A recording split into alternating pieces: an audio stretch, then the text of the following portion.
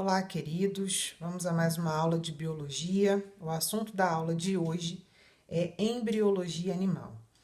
O estudo da embriologia animal é extremamente importante para entendermos o reino animal, entendendo que as fases pelas quais o embrião passa são comuns, né, a todos os animais, é característico desse grupo. Então, vamos começar pela fecundação. Nós temos aqui o espermatozoide e aqui nós temos o óvulo. Então, a união desses gametas, que são haploides, né? Importante a gente lembrar, forma o que nós chamamos de célula-ovo ou zigoto, que é uma estrutura diploide, certo? Esse ovo, essa célula-ovo ou zigoto, ela sofre sucessivas divisões, né? Então, aqui nós temos sucessivas mitoses que originam uma estrutura maciça de células que a gente chama de mórula. A mórula, por sua vez, vai sofrer modificação, dando origem a uma estrutura oca com uma cavidade chamada blastocele e passa a receber o nome de blástula. A blástula, ela sofre uma invaginação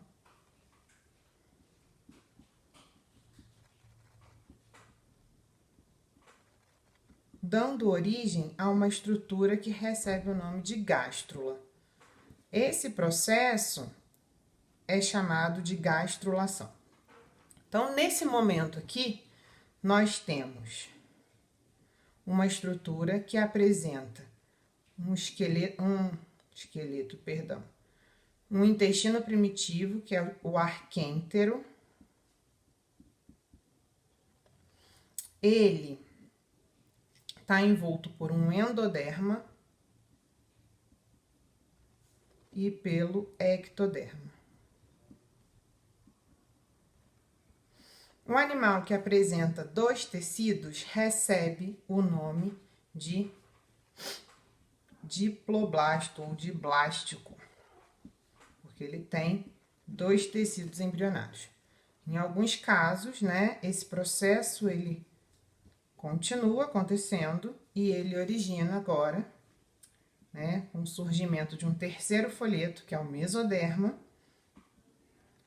entre o ectoderma e o endoderma.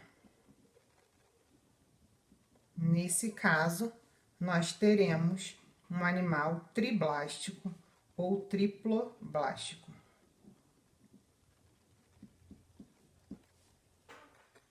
No reino animal, o único animal diblástico que nós conhecemos são os quinidários.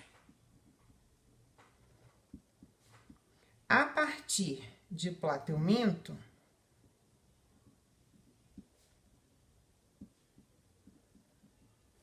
todos os animais são triblásticos, ok? Bom, o que é que cada folheto embrionário vai originar nos animais? Cada folheto embrionário origina estruturas específicas no animal adulto. Então, o ectoderma, por exemplo, ele vai originar todo o nosso sistema nervoso,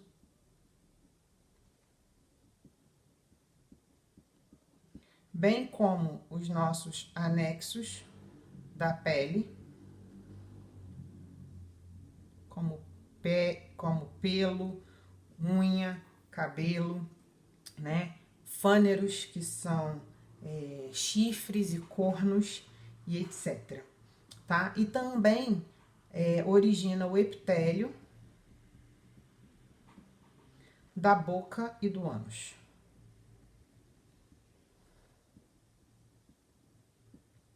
O mesoderma, por sua vez, ele vai originar os músculos lisos e esqueléticos,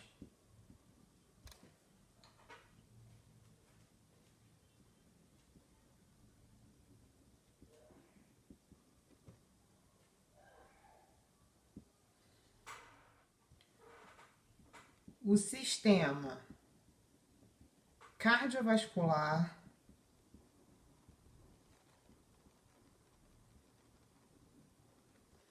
locomotor e a derme também se originam do mesoderma.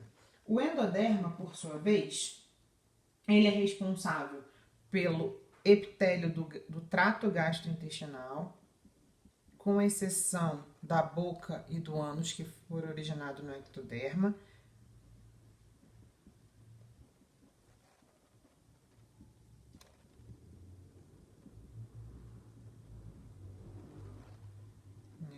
O epitélio do sistema digestivo, o sistema respiratório,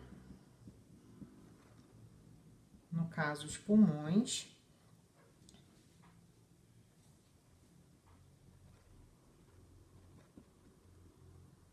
o fígado e o pâncreas.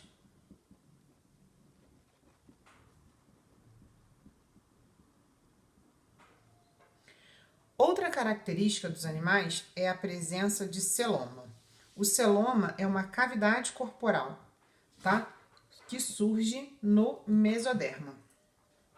Então, ela é uma cavidade corporal.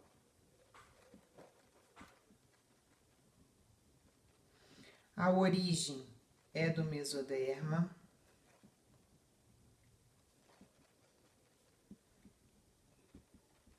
Ela tem uma função importante, né, de ser reservatório temporário de excretas, mas também de gametas,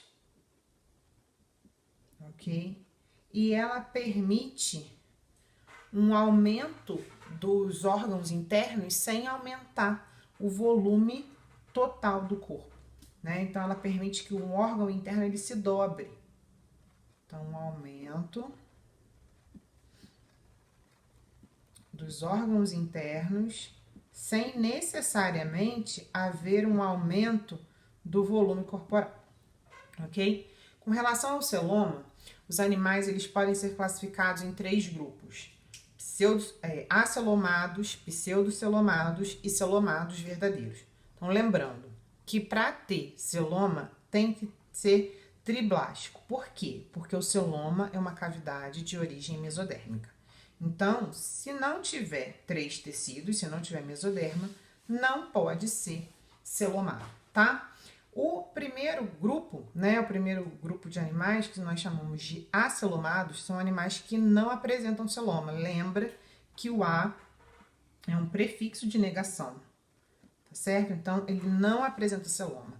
O grupo que apresenta essa condição, deixa eu subir aqui para vocês conseguirem ver, são os plateumintos.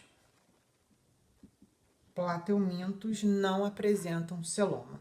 Quando eu olho o corpo desse animal, eu vejo cortado, né? Quando eu faço um corte aqui, ó, transversal no corpo desse animal, eu tenho o ectoderma ou ectoderme, tanto faz. Eu tenho o mesoderma, mas ele não apresenta nenhuma cavidade. E eu tenho aqui o endoderma. Aqui no meio, nós temos o intestino. Não se esqueçam dele, tá? Aqui é o arquêntero, que é o intestino primitivo. A segunda possibilidade que nós temos são os chamados pseudocelomados. Pseudo, do grego falso. Então, a palavra pseudo significa falso. Então, nós temos aqui um falso celoma. Pseudo significa falso. Nós temos um falso celoma. Ou seja, existe uma cavidade corporal, ela tá aqui, ó. Mas ela não é revestida interna e externamente pela mesoderme, tá? Então, aqui eu tenho o meu pseudo celoma. Observa a ectoderme, a mesoderme, o pseudoceloma, que nós já marcamos aqui, e aqui nós temos a endoderme. Mais uma vez aqui, nós temos o nosso arquêntero. Por último, nesse caso, o exemplo são os nematódios, que são as lombrigas. As lombrigas, o oxiuro, o ancilóstoma, né, as filárias, são todos representantes do filo nematoda, tá? Que são os vermes de corpo cilíndrico. Então, eu tenho aqui um animal, corte transversal. Quando eu observo a estrutura interna do corpo desse animal, eu vejo a cavidade corporal, porém essa cavidade ela não é revestida internamente, tá vendo? Ó, o mesoderma tá aqui em volta não tem mesoderma. No último caso, os animais celomados, tá? Então, aqui nós temos uma minhoca, corte transversal nessa minhoca, e quando eu observo o corpo desse animal, o que que eu vejo? Eu vejo aqui ectoderma, mesoderma,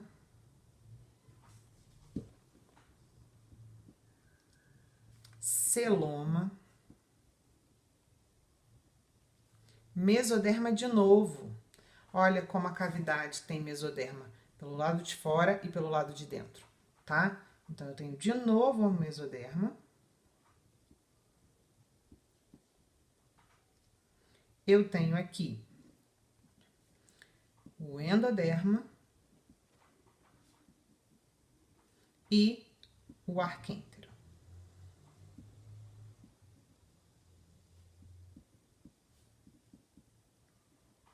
Quem é o animal que vai apresentar essa configuração? Então, a partir de moluscos,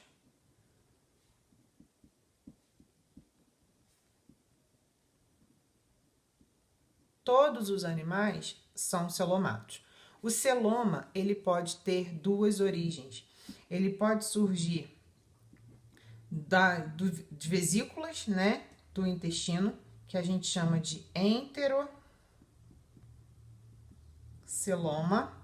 e o animal que apresenta essa condição é enterocelomado, ou ele pode aparecer diretamente por vesículas no mesoderma. Nesse caso, ele é chamado de esquizoceloma.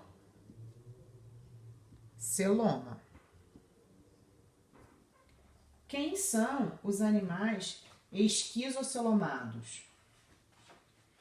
Os animais esquizocelomados são todos os animais protostomados. Então, a gente tem, no caso aqui, moluscos, anelídeos e artrópodes apresentando esquizoceloma.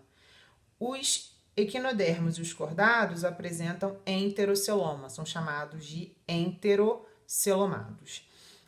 Eu espero que tenha ficado claro essa questão da embriologia animal. Estou à disposição para tirar as dúvidas de vocês. Podem me chamar, tá? Em caso de dúvida, mandem uma mensagem. Obrigada e até a próxima aula.